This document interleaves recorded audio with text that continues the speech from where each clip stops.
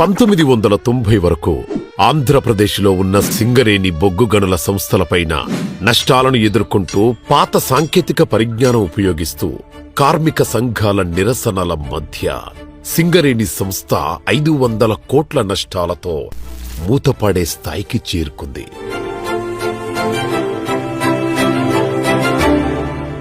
సింగరేణి సంస్థలో పనిచేసే బొగ్గు గని కార్మికులు 40,000కు పైగానే ఉండేవారు.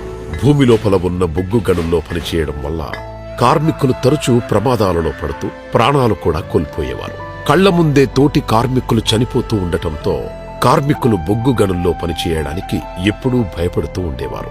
సింగరేణి కార్మికులకు రక్షణ కల్పించడం ఆ సంస్థకు చాలా కష్టంగా ఉండేది. కార్మికుల ప్రాణనష్టం సింగరేణి సంస్థకు చాలా చెడ్డ పేరు కూడా తీసుకువస్తూ ఉండేది.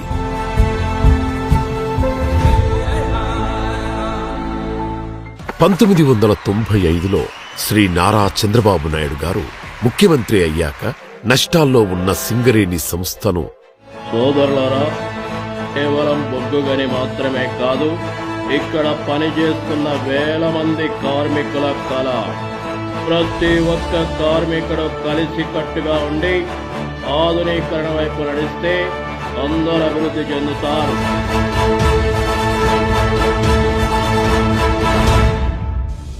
లాభాల్లోకి తీసుకొస్తానని సింగరేణి కార్మికులకు ప్రమాణం చేశారు.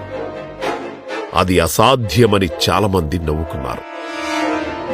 ప్రతిపక్షాలు చంద్రబాబు నాయుడు గారిని అమలు కాని హామీలిస్తున్నారని ఎగతాళి చేశారు. కానీ చంద్రబాబు నాయుడు గారికి తన విజన్ క్లియర్ గా తెలుసు. ఎందుకంటే చంద్రబాబు నాయుడు గారు పొలిటీషియన్ మాత్రమే కాదు, ముందు చూపుతో ఆలోచించే విజనరీ నాయకుడు కూడా. అందుకే చంద్రబాబు నాయుడు గారు ముందుగా కార్మికులకు ప్రమాదాలు జరగకుండా ఆధునిక రక్షణ వసతులను కల్పించి ఆ తర్వాత స్థానాల్లో ఉన్న సంస్థను లాభాల్లోకి తీసుకురావాలని దృఢంగా సంకల్పించుకున్నారు. సింగరేణి కార్మికులు భూమి లోపల ఉన్న చీకటి ప్రదేశంలో పనిచేయడం వల్ల ప్రమాదాలు ఎక్కువగా జరుగుతున్నాయని గ్రహించిన చంద్రబాబు నాయుడు గారు 100 కోట్ల రూపాయలు విడుదల చేసి కార్మికులకు బ్యాటరీ లైట్స్, హెల్మెట్స్ వంటి ఆధునిక రక్షణ వసతులను కల్పించారు. ఈ ప్రమాదకరమైన పరిస్థితిలో పనిచేస్తున్న మీకు హెల్మెట్, బ్యాటరీలు ఈరోజు మీ అందరికి అందిస్తున్నా. ఈ రోజు నేను అందించిన కటింగ్ సేఫ్టీ మిషన్లు మీ రక్షణకే కాదు, మీ పనిశక్తిని కూడా పెంచుతాయి. దీనివల్ల ప్రమాదాలు 40% వరకు తగ్గిపోయాయి. చీకటిలో బ్రతికే కార్మికులకు చంద్రబాబు నాయుడు గారు వెలుగును ప్రసాదించారు. ఈ బ్యాటరీ లైట్స్, హెల్మెట్స్ వల్ల చాలా రక్షణగా, భయం లేకుండా ఆత్మవిశ్వాసంతో పనిచేసేవారు. చంద్రబాబు నాయుడు గారు సింగరేణి సంస్థలో చాలా సంవత్సరాలుగా ఉన్న సాంప్రదాయక పద్ధతులకు స్వస్తి చెప్పి వాటి స్థానంలో ఆధునికత మరియు టెక్నాలజీని ప్రవేశపెట్టారు. ఓపెన్ కాస్ట్ మైనింగ్ లో వాకింగ్ డ్రాక్ లైన్లు, అధిక కెపాసిటీ గల డంపర్ వంటి ఆధునిక యంత్రాలను చంద్రబాబు గారు ప్రవేశపెట్టారు. అంతేకాకుండా ఓవర్ బర్డెన్ తొలగింపు మరియు బొగ్గు వెలికితీత కోసం ఇన్హీట్ క్రషింగ్ మరియు కన్వేయర్ టెక్నాలజీని మొదటిసారిగా జర్మనీ దేశం సహకారంతో సింగరేణిలో ప్రవేశపెట్టారు. అంతేకాకుండా అండర్ గ్రౌండ్ మైనింగ్ లో లాంగ్ వాల్ టెక్నాలజీని కూడా ఉపయోగించారు.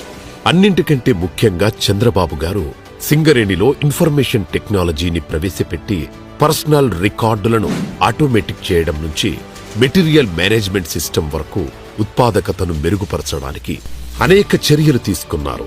దీనికోసం చంద్రబాబు నాయుడు గారు సింగరేణి సంస్థలో 1000 కోట్ల పెట్టుబడి పెట్టేలా కృషి చేశారు.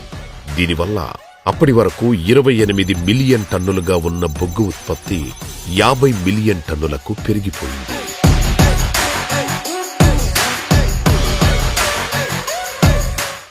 ఆధునిక పరిజ్ఞానం వైపు మనం చేసే ఈ ప్రయాణం అంత తేలికైనది కాదు. చాలా ఛాలెంజ్లు ఎదుర్కోవాలి. మన లక్ష్యం వైపు నడవాలి. సింగరేణి అభివృద్ధి చేయాలి.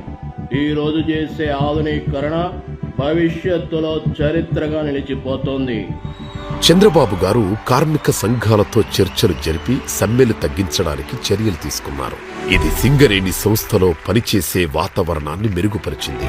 అంతేకాకుండా సింగరేణిలో పాతబడి ఉన్న ఆర్థిక విధానాలను మార్చి సంస్థకు మరింత ఆర్థిక సహకారం అందించేలా చేశారు.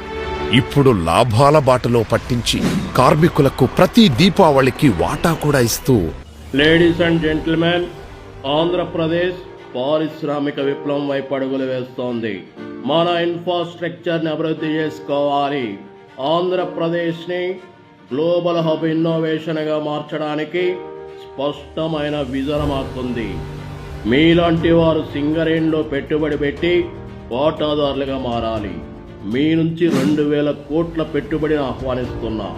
మీరు పెట్టే ఈ పెట్టుబడి మీ వ్యాపార అభివృద్ధి మాత్రమే కాదు, వేల మంది కార్మికుల భవిష్యత్తు. చంద్రబాబు నాయుడు గారు సింగరేణి సంస్థలో కొత్త విధి విధానాలను అనుసరించి ప్రైవేట్ మరియు ఫారిన్ సంస్థల నుండి 2000 కోట్ల రూపాయలు సింగరేణి సంస్థలో ఇన్వెస్ట్మెంట్ చేయడానికి చర్యలు తీసుకున్నారు. ఈ ప్రక్రియ నిరంతరం కొనసాగేలా చంద్రబాబు గారు అనేక చర్యలు తీసుకున్నారు.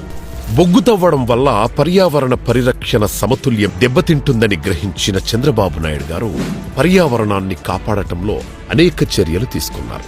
చంద్రబాబు నాయుడు గారు సింగరేణి సంస్థలో తీసుకున్న తెలివైన నిర్ణయాల వల్ల, అంతేకాకుండా సింగరేణి సంస్థ ఉద్యోగులకు అనేక బెనిఫిట్స్ తో పాటు లాభాల్లో వాటా కూడా ఇవ్వడం వల్ల ఇందులో పనిచేసే ఉద్యోగులు గౌరవంగా భావిస్తున్నారు.